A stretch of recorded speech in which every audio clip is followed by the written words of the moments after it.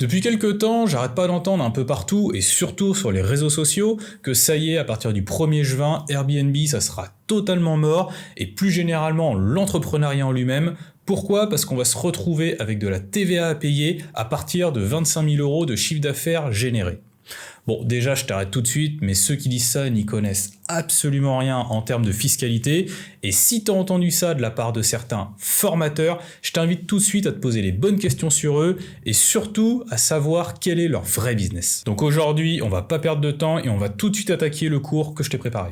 Mais déjà, avant de commencer, comme d'habitude, si le contenu te plaît, n'hésite pas à lâcher le like et l'abonnement, c'est la récompense. Et on passe tout de suite au cours. Donc, à partir du 1er juin 2025, toutes les locations Airbnb seront soumises à une TVA de 10%. 10%, pourquoi pas 20%, parce qu'on est sur de l'activité para-hôtelière, et en l'occurrence, nous on a de la chance, on n'est qu'à 10%. Donc, autant en profiter. Ça veut dire qu'à partir de cette date, l'État prendra 10% sur tes réservations.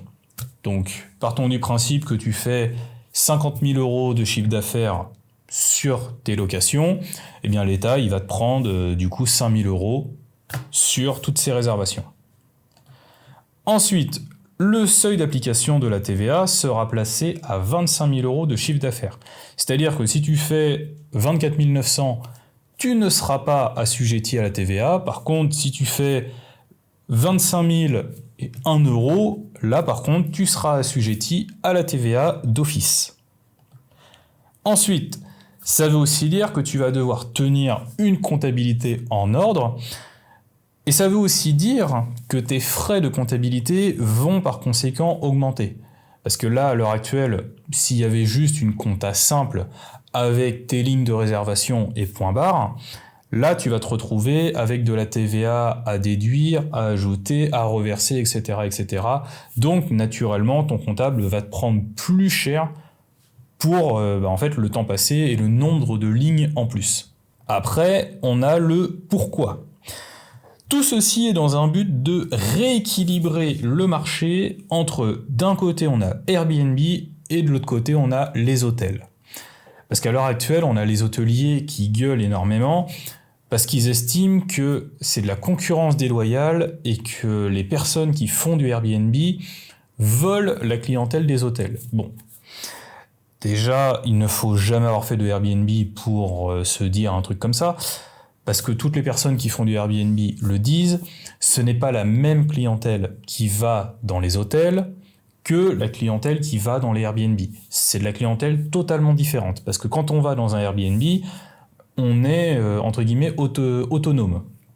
Alors que quand on va à l'hôtel, on est dépendant des restaurants, on est dépendant de ci, on est dépendant de l'heure pour le petit-déj.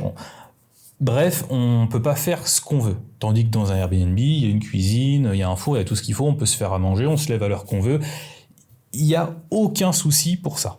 Donc, on peut dire que c'est de la concurrence déloyale. Moi, personnellement, je ne trouve pas que ce soit de la concurrence déloyale. Mais bon, c'est pas moi qui fais les lois, donc c'est pas moi qui décide comment ça se passe. Mais tout ça, c'est pas une fatalité en soi. Parce qu'il faut bien se dire un truc, que nous sommes des entrepreneurs, et en tant qu'entrepreneur, à chaque obstacle, il faut trouver une solution. On n'est pas là à se dire « Ah bah non, il m'est tombé un truc sur la tronche, j'arrête tout, c'est fini, de toute façon c'est mort. » Non, le but c'est de trouver des solutions, et quand on est vraiment bon dans son domaine, qu'on a vraiment l'esprit entrepreneurial, là par contre, on va se dire « Il faut que j'ai plusieurs coups d'avance. » C'est-à-dire que le mec qui n'a pas été complètement débile, ça fait déjà 2 ou 3 ans qu'il prépare le fait qu'un jour il peut se retrouver assujetti à de la TVA. Voire il l'est peut-être déjà en fonction, tu vas voir, de ce dont je vais te parler après. Mais normalement, t'es censé avoir déjà anticipé le fait que ça te tombe dessus. Pareil, on parle aussi du LMNP, tout ça, par rapport au fait que les amortissements vont être réintégrés. Ceux qui ont 2 grains de jugeote, ils savent très bien, on l'entend depuis plusieurs années que ça peut arriver. Bon, fallait le prendre en compte. Donc il y en a, soit ils ont déjà vendu leur truc, ils ont récupéré leur plus-value, ils sont partis sur autre chose. Il y en a d'autres, ils avaient déjà anticipé que ça pouvait arriver, mais ils l'avaient déjà mis dans leurs calculs, mis dans leur rentabilité, tout ça. Et ils s'étaient dit, bon, Même si ça me tombe dessus, j'ai quand même autre chose, j'ai une très bonne rentabilité, donc ça va couvrir, etc., etc. On n'est pas là à attendre que ça nous tombe dessus en se disant « Ah bah ouais, mais qu'est-ce qui va m'arriver ?» Donc là, ensuite, il va falloir s'adapter. Donc, comment est-ce que toi, tu vas pouvoir t'adapter ? Ça va être très simple. Déjà, dans un premier temps, tu vas devoir augmenter tes tarifs d'à peu près 12% pour compenser la TVA de 10%. Parce qu'il faut bien se dire un truc, c'est que si, par exemple, tu loues ta nuit 100 € et que tu augmentes de 10%, tu te retrouves à 110. Sauf que 110 moins 10%, ça fait pas 100, ça fait 99, donc tu perds 1. Donc il faut que tu montes d'à peu près 12% pour que si tu fais 112 moins 10%, tu te retrouves à 100,8. Bon, voilà, t'as compris. Là, t'es légèrement au-dessus, mais ça compense en fait cette TVA. Ensuite, cette TVA, va falloir quand même l'équilibrer, parce qu'on le sait qu'à l'heure actuelle, on est toujours dans la course au prix bas. Quand on fait du Airbnb, je parle standard. Après, je parlerai moi de comment je fais.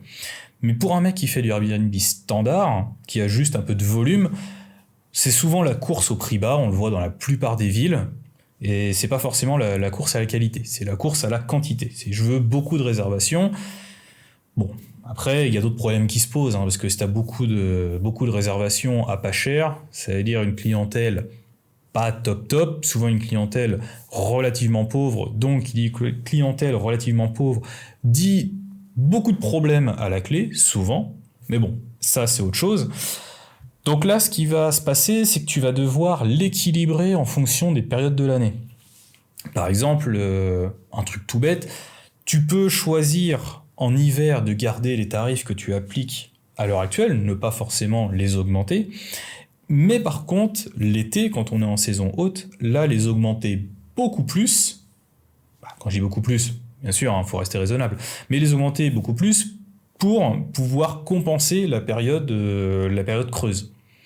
Tout ça, c'est ce qu'on appelle donc du yield management ou du revenu management, ça dépend comment tu veux le dire.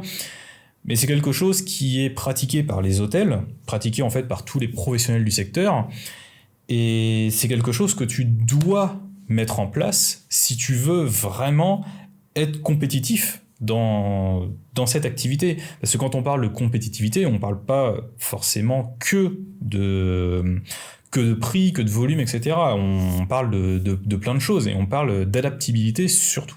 Et ça veut aussi dire une chose, ça veut dire que tu vas maintenant devoir regarder le prix hors taxe de tes produits et non plus le prix TTC. Parce que cette différence, en fait, tu vas la récupérer à la fin de l'année. Quand va y avoir ton bilan, tes impôts, tout ça, en fait, tu vas récupérer cette TVA. Parce que toi, tu vas en reverser, mais tu vas avoir une balance en fait qui va se faire entre tes réservations d'un côté et ce que tu as payé en TVA de l'autre. Et en général, vu qu'on est là seulement sur 10% de TVA, mais qu'on en paye 20 sur la plupart des produits, souvent en fait tu vas récupérer de l'argent à la fin de l'année. Donc ça peut être très intéressant en termes de trésorerie. D'ailleurs, n'hésite pas à me dire en commentaire comment toi tu comptes appréhender cette mise en place de la TVA. J'ai hâte de voir les réponses qui vont m'être données. Ensuite, je suis un entrepreneur, donc je cherche l'opportunité. Donc c'est ce que je t'expliquais, toujours avoir une longueur d'avance. Donc déjà, c'est l'occasion de faire monter ton ou tes appartements en gamme. Parce qu'étant donné que la TVA va être mise en place, alors après il faut voir si ça va être pour l'année complète, est-ce que ça va être rétroactif au 1er janvier, ou est-ce que ça sera vraiment à partir du 1er juin. Mais c'est peut-être l'occasion d'ailleurs de revendre tous tes meubles, d'en racheter des nouveaux, étant donné que tu vas les payer hors taxe, tu vas les payer TTC, mais tu vas récupérer à la fin, t'as compris. Donc c'est peut-être l'occasion justement de prendre des meubles de meilleure qualité, de totalement repenser ta décoration, totalement repenser l'expérience que tu vas proposer, et donc de monter en gamme, et au lieu d'être par exemple sur des nuits, je dis n'importe quoi, à 60-70 balles, et te retrouver sur des nuits à 150 ou 200 €, juste en repensant totalement ton expérience. Et tout ça, entre guillemets, à moindre coût. Et un truc qui peut être aussi très intéressant, c'est que si tu revends tes meubles, je t'invite vraiment à les récupérer, le faire en nom propre, et comme ça te fait de l'argent pour toi directement, et comme ça t'es tranquille, parce que on le sait très bien, en société, ou n'importe quoi, même en LMNP, on amortit les biens, on amortit les meubles. Donc étant donné qu'on amortit les meubles, au bout de 5 ans, en général, ils valent plus rien. Donc là, tu pars du principe que t'en achètes d'autres. Le reste, tu dis que ça a été balancé à la jaille. Et puis toi, tu récupères, tu revends, et au moins ça te fait un petit chèque pour partir en vacances, tu vois. Donc c'est aussi l'occasion de commencer à appliquer la méthode RENPRO. Donc ma méthode de location, tu verras, tu auras un lien vers mon programme en description de la vidéo. Donc c'est une méthode qui consiste à vraiment proposer une expérience, proposer déjà des décors instagrammables, parce que à l'heure actuelle, les réseaux sociaux, c'est le nerf de la guerre, ça t'apporte énormément de réservations. Bien entendu, toutes ces réservations, elles se font en direct. Donc qui dit en direct dit pas de commission sur Airbnb ou Booking. Donc naturellement, ça te fait plus de revenus en plus. Tes locataires, eux, ils payent moins cher, donc tout le monde est content, tout le monde est gagnant.